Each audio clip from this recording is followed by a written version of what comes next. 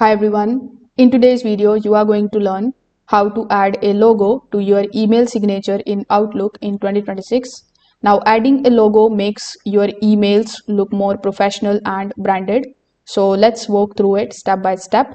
First of all, you need to open Outlook. Once you have done that, click on the option of File tab here on the top. After doing so, click on the option of Settings.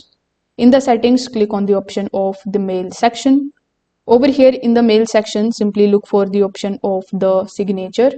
You can also use this search bar here on the top in order to look for the email signature option. Now, once you are able to find the signature editor window in front of you, click on the option of new signature. Over here, give your signature a name.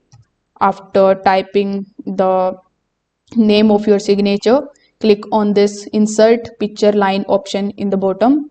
Afterwards, from the browsing gallery, you just have to select that particular logo or that particular photograph which you want to basically use as the signature. For example, let's say I've added this one. So if you want to resize it, simply click on the circles right next to it, and this way you can resize it just like so. So once you have added it, you can select whether you want to set it as a default signature for the new messages or for the replies or the forwards.